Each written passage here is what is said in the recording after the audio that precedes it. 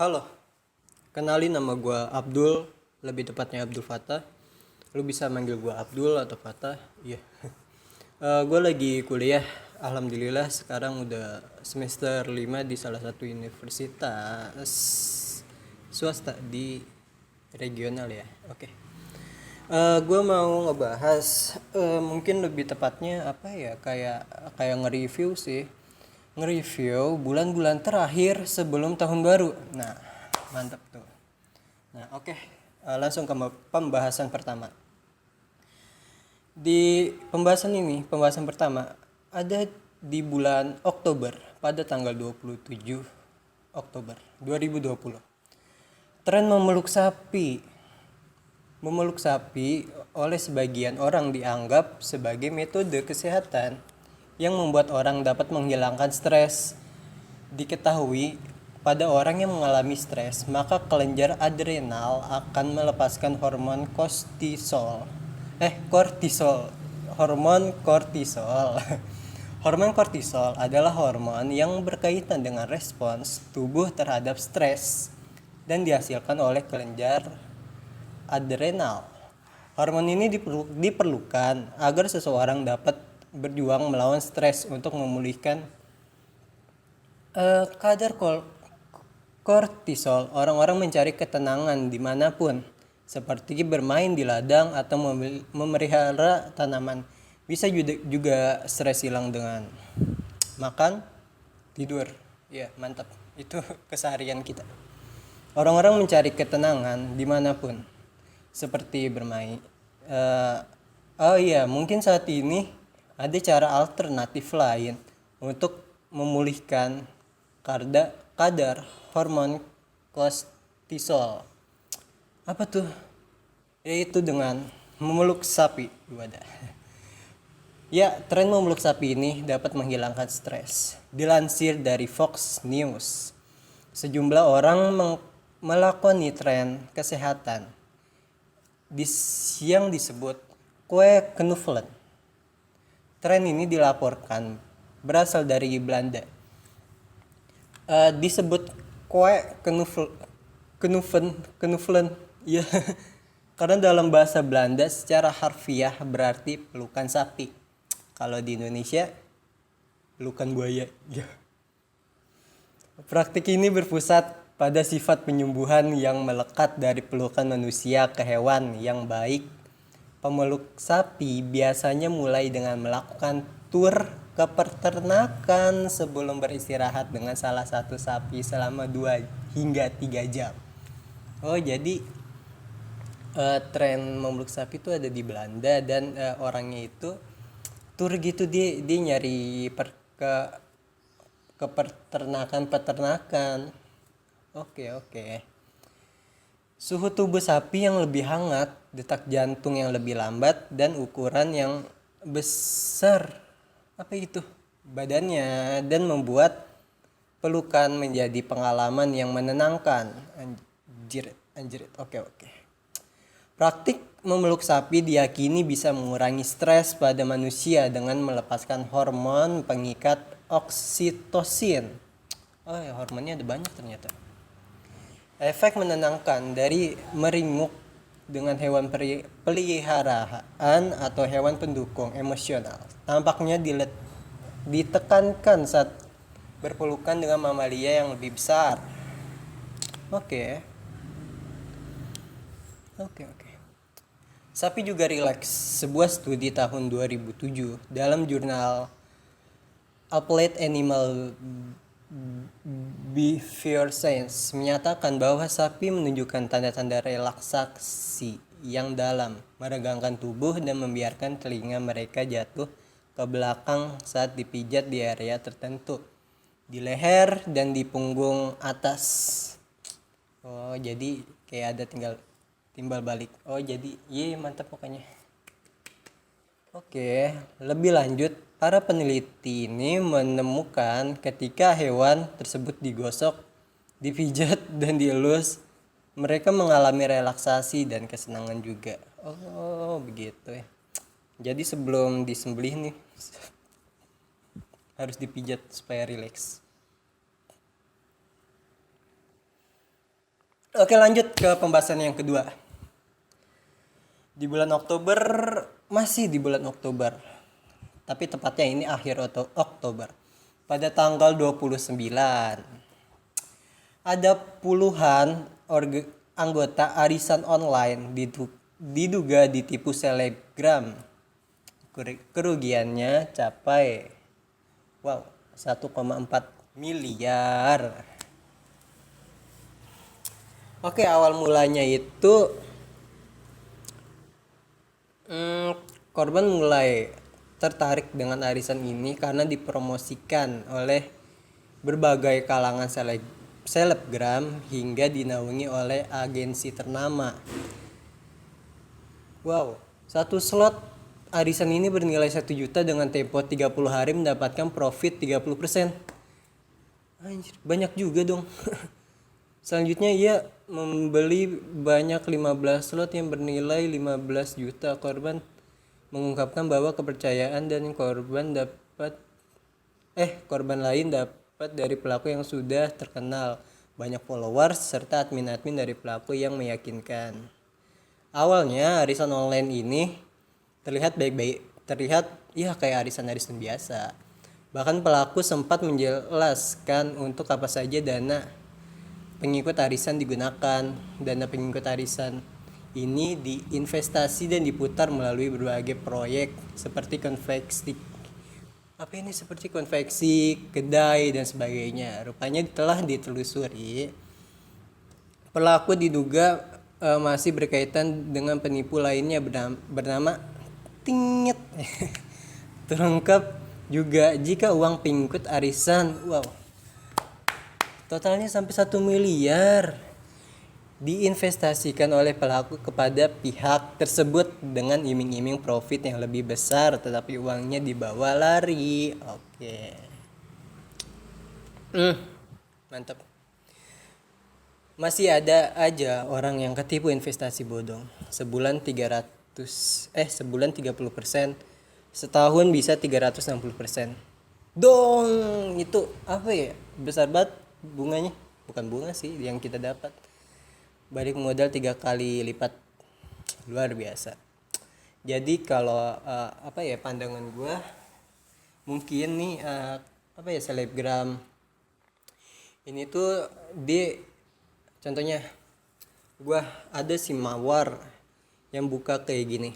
Jadi gue nyetor uang ke Mawar, mungkin ya si Mawar bisnis apa, tapi lebih tepatnya mungkin ini deh, kayak si Mawar ini minjemin uang ke orang yang urgensi banget, yang lagi BU-nya.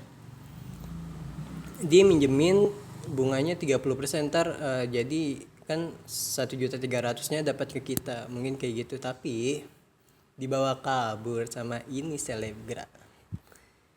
Di postingan selebgramnya juga banyak ya berlibur di nongkrong di kafe-kafe mahal. Mantap. Kalau mau investasi ada yang namanya pasar modal saham Indonesia. Sekaligus kita menaikkan pasar modalnya Indonesia. Lalu kalau misal, itu kan kalau saham ya, kalau ngomongin tentang saham, enggak sih, gue juga belum main anjir, sotoy banget. Yaudah, tapi gue mau ngasih info sedikit aja yang gue tahu tentang saham. Jadi kalau misal kita kayak terjun ke pasar modal, kita tuh harus benar teliti milih yang mana yang kita mau investasiin. Dia itu investasi jangka panjang, cocok banget buat kalian yang ingin yang pensiun tua, buat apa sih bahasanya, buat ya bebas finansial di tua, biar lu nggak kelabakan aja pas saat tua. Oke. Kalau lu mau cepet, ada high tapi resikonya tinggi juga. Trading ya. Besar resiko, besar keuntungan gitu. Ada juga yang namanya kripto. Ya lu bisa, tapi kalau kripto naik turun jauh banget pokoknya. Sotoy banget lu. Ya sih, kalau tahu dari teman gue itu juga. Oke, lu juga bisa investasi di emas, properti, dan lainnya. Oke lanjut. Ini nih sekarang udah kita bahas di bulan November. Ada apa aja nih di bulan November? Pertama di tanggal 13 awal. 13 November awal. Iya sih emang 13 awal ya. Ada minuman beralkohol dilarang di Indonesia dengan alasan menjaga ketertiban dan menjaga ketertiban. Oke.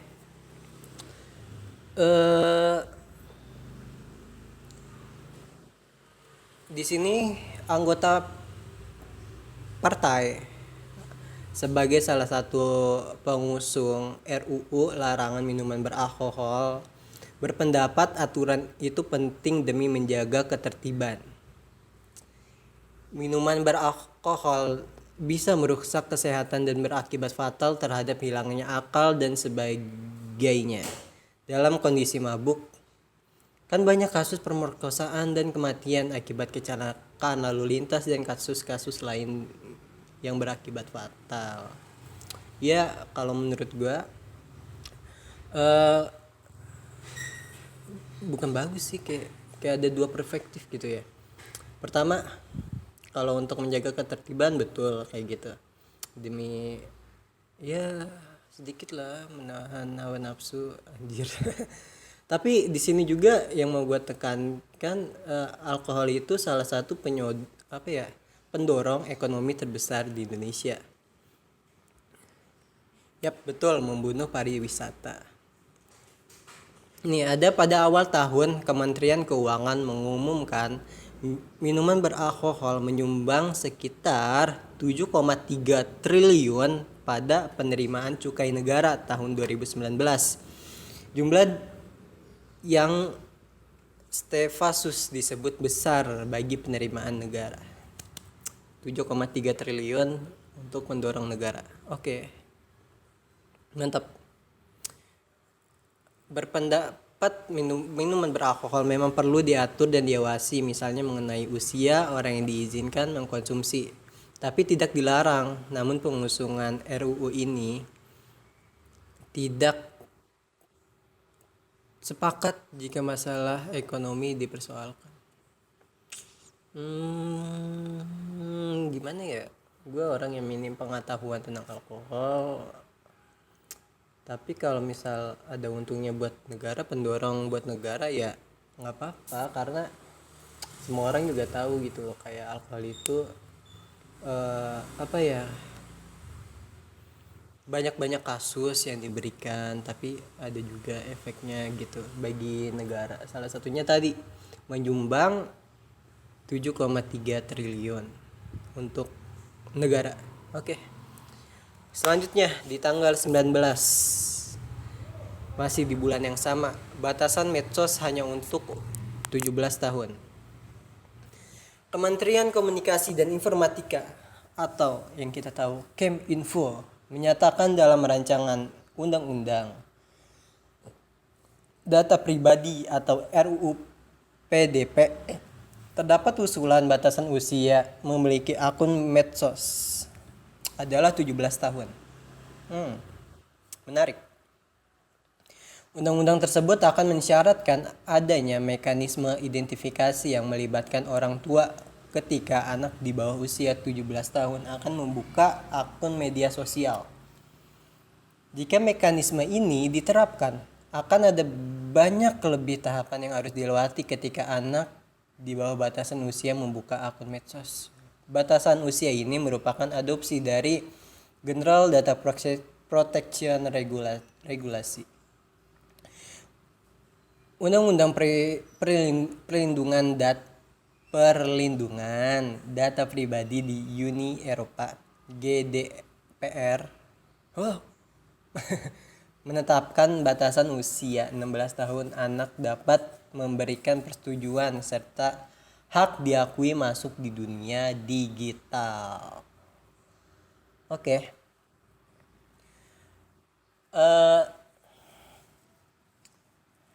Menurut salah seorang, cara ini ditempuh agar ada keterlibatan dan komunikasi antara anak orang tua sebelum masuk ke dunia digital. Ia khawatir jika tidak ada persetujuan dari orang tua, anak dapat membuka akun medsos, komunikasi antara anak dan orang tua terganggu. Sebenarnya tergantung dari diri sendiri sih, tergantung dari ajarannya juga, ajaran orang tua lu gimana, atau ya orang tua lu cuek bebek kalau yang cuman bisa main HP terus. Oke, lanjut. Memang ini akan menyulitkan, tapi kalau begitu nanti akan terputus hubungan anak dengan orang tuanya. Membuat dunia sendiri, orang tua dunia sendiri. Ya, betul. Medsos menghubungkan yang jauh, menjauhkan yang dekat. Wow. Oke, tapi nggak semuanya kayak gitu ya. Itu yang gua kutip dari yang biasanya orang tahu. Oke, lanjut di akhir nih, di tanggal 24 ada berita tentang Presiden Joko Widodo meminta menghapus atau mengurangi cuti akhir tahun. Dengan berkaitan masalah libur, cuti bersama akhir tahun termasuk libur pengganti cuti bersama hari raya Idul Fitri. Bapak Presiden memberikan arahan supaya adanya pengurangan, kata Menteri Menko atau Manusia dan Kebudayaan Indonesia. Oke.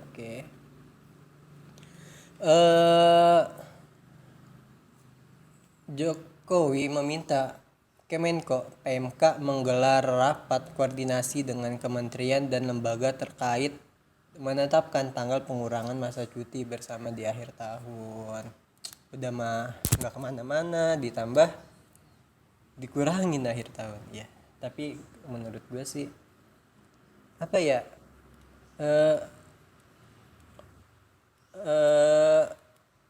kasihan juga sih orang-orang yang mau Natal di kampung halaman atau yang mau istilahnya refreshing lah ya. Tapi kalau akhir-akhir ini refreshing juga rame. Melonjak lagi ntar si Carlona ya. Oh ya, BTW Corona ulang tahun guys, semoga cepet hilang, amin. Oke, seperti yang diketahui libur panjang kerap menimbulkan lonjakan kasus COVID-19. Dia menyampaikan bahwa saat ini kasus aktif COVID-19 di Indonesia berada di angka 12,78%, lebih rendah dari rata-rata sebesar 28,41%. Sementara kesembuhan pasien COVID berada di angka 84,03%, di mana jauh lebih baik dia dari rata-rata dunia diyakini 69,20%. Wow. Iya kan? Ada yang bilang COVID ini permainan orang atas, ada yang bilang COVID emang betul-betul nyata, tapi kalian harus stay safe, pakai masker, jaga jarak, dan jangan lupa mencuci tangan, pakai hand sanitizer. Kalau misal lu nggak ketemu air, sabun, hand sanitizer, jaga jarak, pakai masker. Oke. Lanjut di tanggal 26. Di sini wah ini nih kasus suap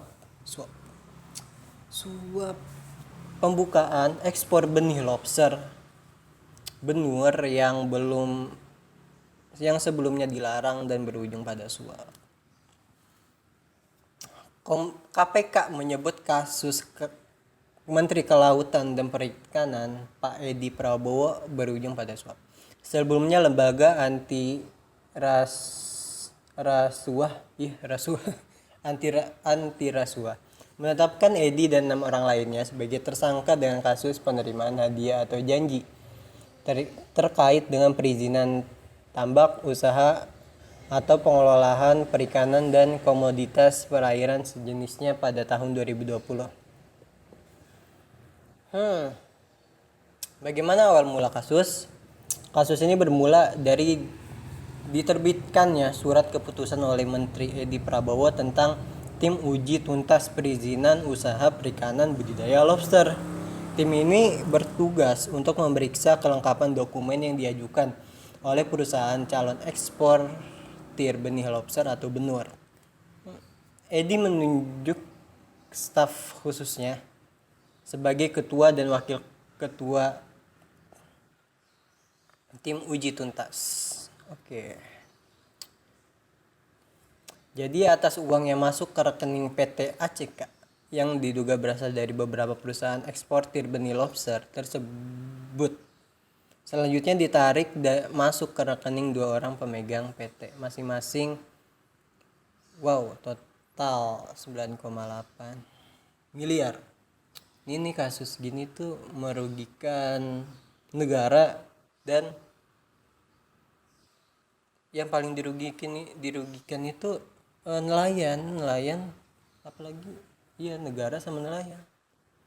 Kasihan gitu loh, benih lobster yang enggak berapa sih, masih benih loh, masih benih, belum lobsternya. Nih tanggapan Bu Susi mengenai kasus ini. Oke. Menurutnya lobster dibudidayakan sendiri dijual akan lebih mahal. Ya betul, emang Bu Susi itu selalu di hati. Ia mengatakan lobster berukuran 400 gram hingga 500 bisa dihargai 600.000 hingga 800.000 satunya loh. Jika hanya bibit dapat dihargai 30.000. Lu bandingin 30.000 sama 600, banding berapa tuh? 10 kali? No, 20 kali lebih besar. Tentu saja memberikan kerugian para nelayan. Ya betul Bu Susi. Oleh karena itu Bu Susi mengingatkan kepada para nelayan untuk tetap mempertahankan bibit lobster tersebut tumbuh secara alami di lautan. Ini tumbuhnya alami loh ya di lautan, enggak kita kayak budidaya lobster sendiri gitu, di kayak ada budidayanya. Ini alami loh kata Bu Susi. Untuk apa, jadi biarin aja gitu, kalau udah gede dijual-jualin. Jika bukan pemerintah saja yang rugi, tapi masyarakat juga rugi. Nelayan jangan bodoh, kita akan rugi kalau benih lobster dibiarkan. Benih lobster atau benur. Ya. Tutur Bu Susi. Meskipun tidak secara terang-terangan, namun pernyataan Bu Susi sudah menegaskan bahwa pembukaan ekspor benur berpotensi mematikan industri hasil tangkap laut Indonesia yang keuntungannya bisa mencapai ratusan triliun rupiah. Lebih lanjut, Bu Susi menjelaskan pembesaran lobster di laut hingga habitat aslinya lebih baik. Oh, no kan, jadi lebih baik tuh ya makanya makan dari alami dari laut. Sebab ada kesempatan bagi lobster untuk beranak pinak. Oh, oke. Bu Susi mengaku saat ini nelayan sudah bisa membesarkan lobster dengan menggunakan pemijahan setelah lobster bertelur. Juga sudah, hanya saja tingkat penghasilan lebih rendah, namun perkawinan sampai telur belum bisa dilakukan di luar habitat lobster. No. Mantap. Nelayan mulai tangkap banyak dengan size minimal 200 gram bila akan adjust saat musim panen 500-150 gram. Karena itu bibit lobster adalah plasma nutfah yang harus negara atau kita jaga sebagai warisan untuk anak cucu. Wah, mantap Bu Susi. Tulis Bu Susi, tulis di akun Twitternya. Oke, mantap. Nah, dari kasus Pak Edi ya, iya Pak Edi yang suap penyuap. Jadi dari kasusnya itu presiden kita Pak Jokowi menunjuk Pak Luhut Panjaitan menjadi Menteri Kelautan dan Perikanan untuk mengganti sementara Pak Edi Prabowo. Pak Edi diganti setelah penunjukan Pak Luhut sebagai intern. Oke. Jadi langsung ada penggantinya ya. Oke, lanjut kita masuk ke bulan Desember, awal bulan Desember tanggal 6. Wow, di tanggal 6 ada bukan suap sih, korupsi loh ya. Aduh, OTT KPK menangkap Mensos. Komisi Pemberantas Korupsi menetapkan Menteri Sosial Juari P. Batubara sebagai tersangka kasus suap bantuan sosial. Ya Allah, bantuan sosial loh, dikorupsi lagi. Penanganan COVID-19 untuk wilayah Jabodetabek tahun 2020. Juari mendapat jatah sebesar 17 miliar dari paket pengadaan bansos. Juari menambah catatan hitam kepada presiden yang menyangkut kasus rasuah, sebab sebelum Juari Batubara ditetapkan tersangka, KPK lebih dulu menangkap Pak Edi. Wah, gimana ya? Udah bansos, dananya bansos, terus dikorupsi. Oh ya, yang gua tahu sih kayak katanya dana bansos itu kita dapat ngutang dari Jepang.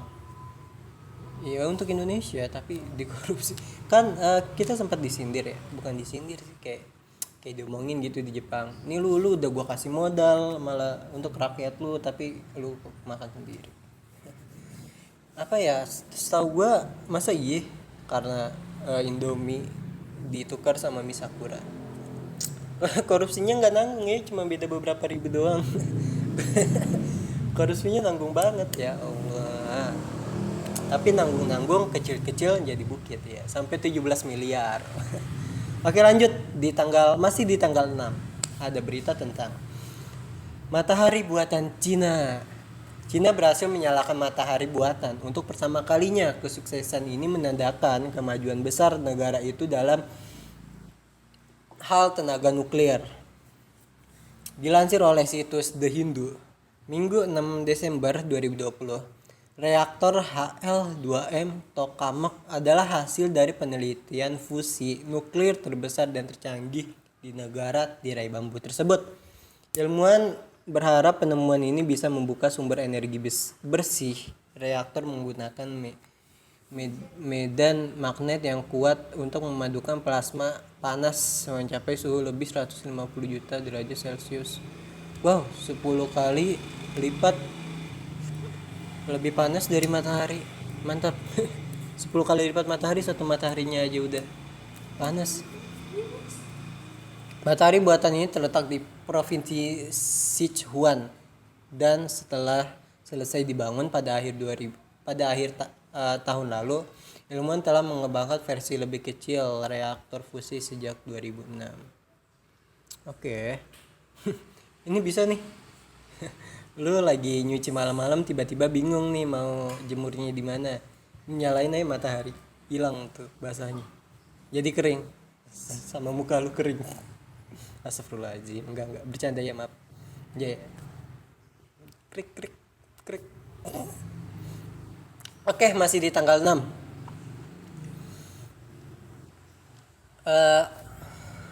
Kabar duka terjadi di daerah Banten yang terkena banjir dan tanah longsor. Banjir menerjang 21 kecamatan, diantaranya ada Kecamatan Cipanas, Malimping, Wanasalam, Cijaku, Gunung Kencana, Banjarsari, Rangkas Bitung, Karanganyar, Cimarga, Leuwardana, dan Ciritan. Semoga mereka dikuatkan. Amin.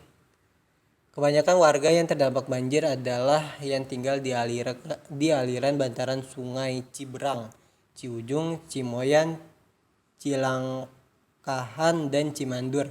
Di kawasan itu ada ribuan kepala keluarga yang bermukim. Semoga dimudahkan dan dikuatkan. Amin.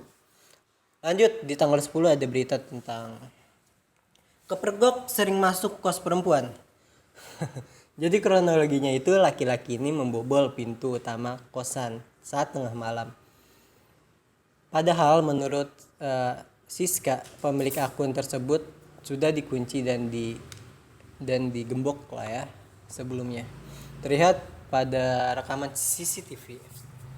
Laki-laki ini masuk ke kamar mandi lantai 2 kosan dan berdiam cukup lama di dalamnya. Setelah kejadian pertama, Siska menuturkan laki-laki itu datang dari kosan dirinya dengan pura-pura mengantar paket. Oh, jadi si laki-laki ini jadi pura-pura jadi abang pengantar paket. Oke. Pelaku hampir masuk ke kosan lewat tangga menuju pintu atas, tapi untungnya kejadian ini diketahui oleh salah satu penghuni kosan. Dia mampu mencurigai pelaku yang mengaku sebagai pengantar paket, tetapi tidak membawa paket secara tidak ada nama penerima padanya. Oke. Emang. Di hari berikutnya saat malam laki-laki ini pun datang lagi. Pelaku nekat membobol pintu yang sudah diganjal yang diganjal oleh meja dan kursi. Dia masuk ke kosan hingga penghuni kosan terbangun akibat ulahnya. Seketika salah satu penghuni kosan memberitahu di grup WhatsApp agar tidak keluar kamar karena pelaku berada di dalam kamar mandi. Penghuni tidak tahu dia sedang melakukan apa. Pelaku pun akhirnya tertangkap saat ditanya. Dia tidak menjawab pertanyaan dengan benar dan konsisten. Parahnya lagi, Siska menjelaskan bahwa si pelaku isi telepon genggam pelaku terdapat kumpulan video asusila. Emang. Oh ya, kabarnya sih pelaku udah ditangkap kok, tenang, mantap. Oke, ada kabar duka juga di tanggal 14. Baru loh, innalillahi. Kereta api tabrak mobil patroli polisi di Sragen. Kecelakaan maut ini, kereta api menabrak mobil patroli pada hari Minggu 13 Desember 2020. Pukul 22.45, berarti jam 11 kurang 15 tuh. Iya. Di Sragen sempat menggegerkan warga. Bukan sempat, pasti pada panik lah warga, gimana sih? Iyalah. Ya namanya juga ada kecelakaan. Satu unit mobil patroli polisi Polsek Kalijembar ringsek parah setelah ditabrak kereta api di Duku Siboto, Desa Kalimacan, Kecamatan Kalijambe di Sragen.